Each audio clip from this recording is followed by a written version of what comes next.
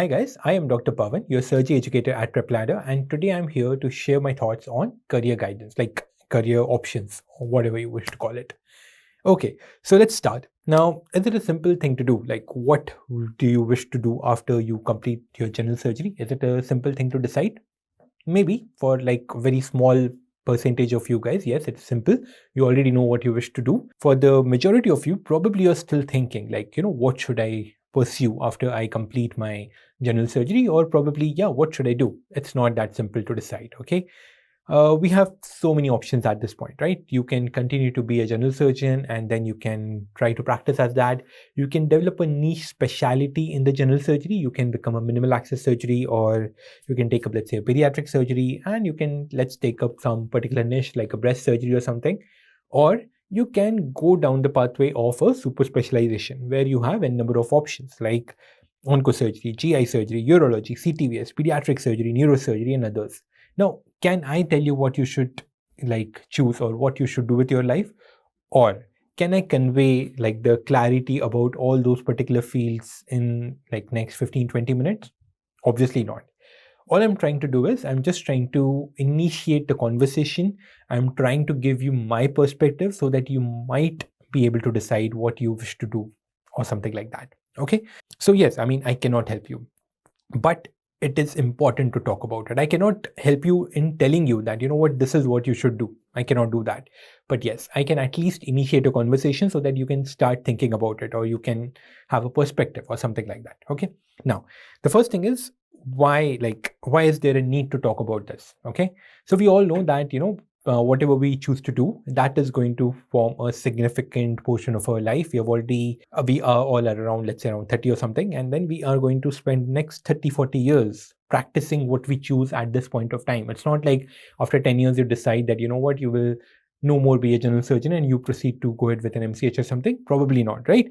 So whatever you decide today, that is what you are going to do for next 30 to 40 years of your life, which is a significant amount of time, right? Very, very significant amount of time.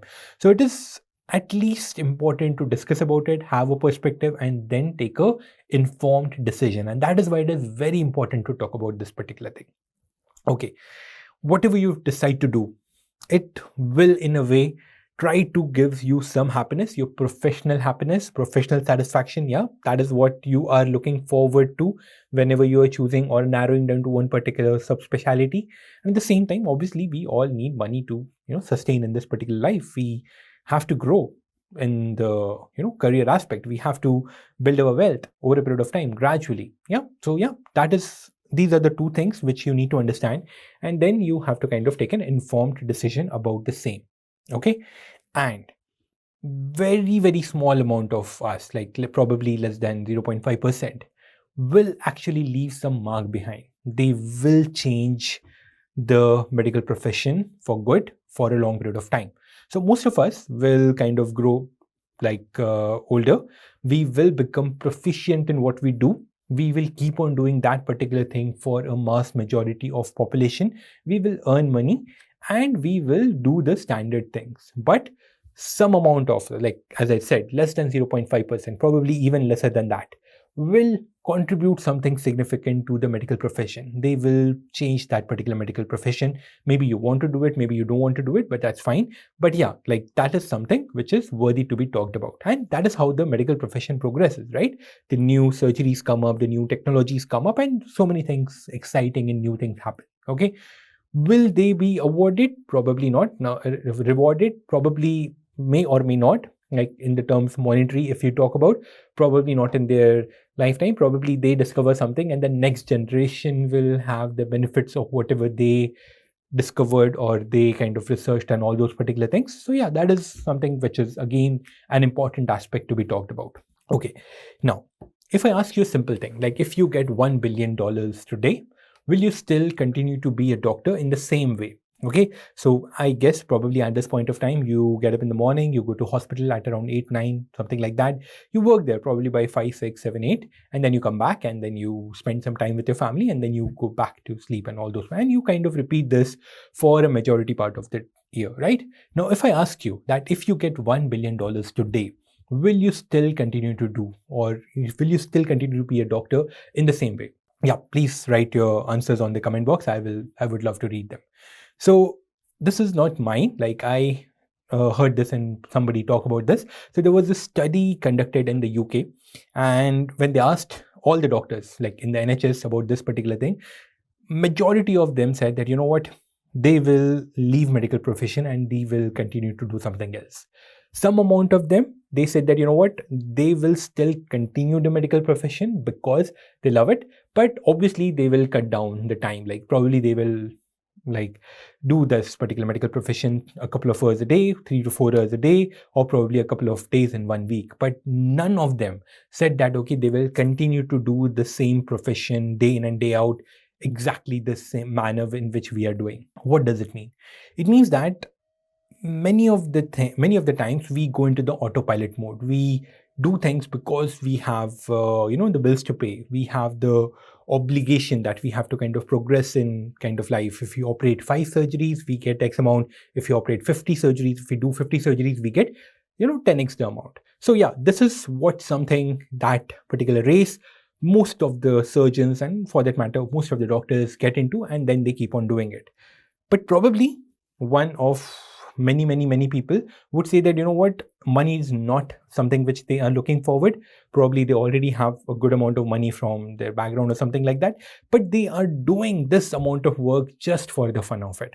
So yeah, like I would love to hear your perspective on it, but it is very important to talk about this as well, because what I personally feel is that it is a changing time, right? So probably 20-30 years down the line, it is might turn out to be a part-time kind of thing. So you might be able to choose when do you wish to operate, or when do you wish to kind of be a doctor or something like that. So for that matter, at this point of time in UK, a consultant in the NHS is basically a doctor for 3.5 days, 4 days. That is obligation. Rest of the 3 days, he or she is free to kind of do. If they wish to work, they can work at some other place. If they don't want to work, that's absolutely fine.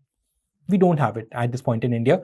Whether it will change or not, whether it should change or not, we don't know. It's an open-ended discussion, but that is something which we need to understand. So the whole basis of this particular question was not to see whether doctor as a profession is really great or not. The main intention, or the main underlying, what I personally feel, the main underlying message from this particular question is that, do you love being a doctor to the core of your heart? Like, do you really love it? Like, is it something which makes you get up and go to work? Okay, that is the baseline question to be asked over here. So yeah, I would love to hear from you, and probably again, just talking about this is a conversation of 1 hour. Probably we might have it at some point of time. But yeah, like I would love to hear what is your response. Please put it down in the comment box. Okay, now, are we at the same level? The another very important thing is, are we at the same level? All of us, are we at the same level? No, probably not. No, not probably, absolutely not. There is a terminology by the term as unfair advantage. Now, just research it. What is this unfair advantage? Just read about it a bit. It will kind of blow your mind. So what is unfair advantage? So let's say if at all somebody is born to a very successful doctor. Okay, he or she has kind of seen that particular doctor since like father or mother, whatever, like since birth, and they already have a system in place. Okay, and then they are kind of destined, or probably they are programmed to kind of become a doctor in that particular field, and then they have all the systems into place. And if at all the whatever the system is absolutely foolproof, the pathway is very easier for them. They have the connections, they have a lot of things. That is their unfair advantage.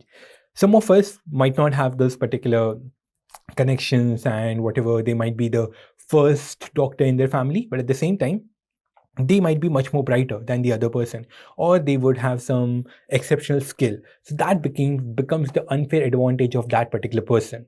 Now, everybody has some or the other unfair advantage. You also have some or the other unfair advantage. You need to recognize it.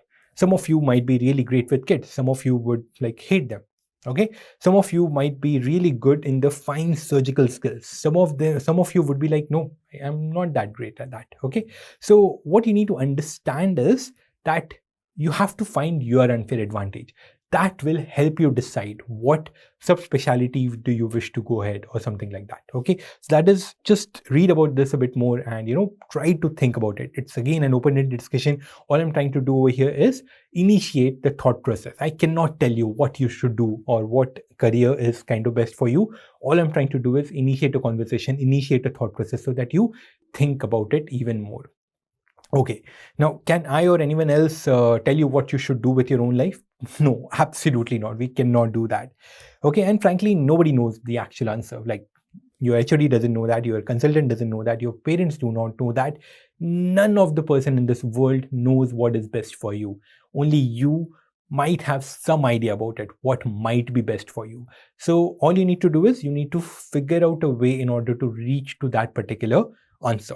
Okay, now how you can do that? By broadening your perspective. And how will you broaden your perspective? By talking to a lot many people, by reading about it, by thinking about it, by sitting with yourself and trying to figure out what is the best next step for you. Okay, so that is what I'm trying to do in this particular video. Right now, let's come back to this. Okay, so this is a list which I talked to you about. What are the options available to you after you complete your MS General Surgery? So yes, you can continue to be a general surgeon. You can practice like that. Pediatric surgery, yes, there's one of the options. There is a minimal access surgery, breast surgery. Now, then there is super specialization where you have like onco surgery, GI surgery, urology, CTVS, pediatric, neuro, and there are others like endocrine surgery and all those things. Okay, now every branch has some or the other really successful doctor, and every branch has some or the other doctor who is really struggling in their kind of career. Okay, so if at all you wish to do, let's say, onco surgery or let's say urology or XYZ, because you know what, you have seen some or the other doctor who is exceptionally rich by practicing that particular field, really not a good way to kind of go about it. Okay, you might have some basic underlying kind of thing, but in today's time in the corporate world, the basic like the job for all the super specialized people is more or less the same. Now, am I equipped enough or knowledgeable enough to talk to you about the intricacies and the nitty-gritty details of oncosurgery? No, not really. I can talk to you about that in the urology, but also I have like some perspective about it because I'm training to be a urologist. Yeah, so yeah, like I do have some perspective, but can I tell you, like, can I vouch for some things on oncosurgery or neurosurgery or pediatric surgery? Absolutely not. But yes, I want to help you and I want to grow with this particular thing. So what I have decided is, this is like the episode 1 of this career guidance kind of a thing. What we are going to do, we are going to invite the doctors in the different fields. So we are going to probably invite someone who has recently completed his or her training in this particular field in different episodes, and at the same time we are trying to kind of get some experience, like who has already spent, let's say, 10 to 15, 20 years in that particular field. And the three of, like, I will try to ask the questions to them and we'll try to understand their perspective on that particular branch. And this conversation might help you understand about that particular subject. And yeah, like that is how we are going to go about helping you with some career guidance per se. Okay, so yeah, that is what our intention is with this particular series. So the ultimate goal of whatever thing we decide or we are trying to decide in this particular life is to reach to a portion of Ikigai. I'm sure that you would have, like, you must be knowing about this particular concept. It is a point which meets between your passion, your mission, your profession, and your vocation. So yeah, like all of us are trying to find this. Some of us will find it, and those of us who will find it will be really happy in life. And that's the whole intention of life, right? So yeah, that's what we are trying to do over here. Okay, so as I told you that we will be inviting different doctors from the different fields. Even in urology, I will be inviting, let's say, a couple of people, and then we will like have a small interview of 25, 30 minutes, 40 minutes. Let's see how much it is.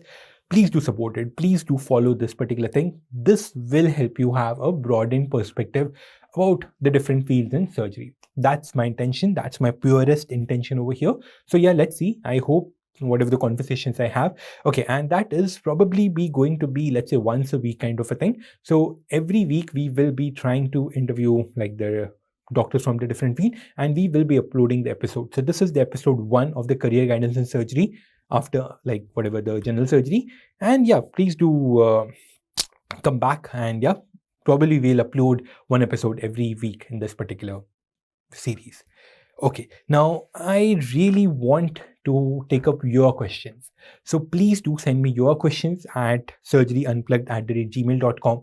I would try to ask those particular questions as as and when it is possible to the guests whom I invite. Okay, first thing. Second thing, you please share your thought process in the comment box. You can give us your suggestions, what you wish, how this particular series should pan out or something. So please do that in the comment box as well. I will go ahead and read it, and I will try to incorporate whatever the suggestions you give in this particular series. Okay, and yeah, thank you so much for listening. I hope this particular video helped you at least initiate that particular. Obviously, like everybody offers things.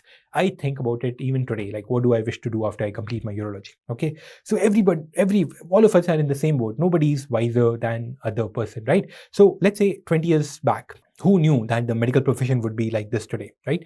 Nobody would have thought about the robotic surgery would penetrate such a huge amount. So in today's time, if at all somebody's telling you that, okay, XYZ, listen to me, this is what is going to happen 15, 20 years down the line, they're lying. They don't know. Nobody knows. Okay.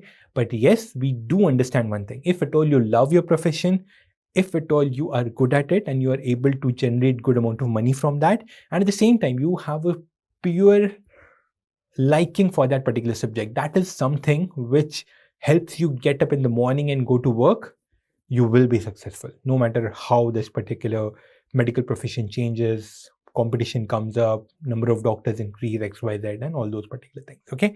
So yeah, let's help each other and let's see how it kind of goes ahead. I hope you like this particular video. Thank you so much. Hope to see you soon in the next episode. Do connect with me at surgeryunplugged@gmail.com. And at the same time, do comment on the comment box with whatever the suggestions or whatever the feelings you have. Okay. Thank you. Bye-bye. See you in the next session. Bye.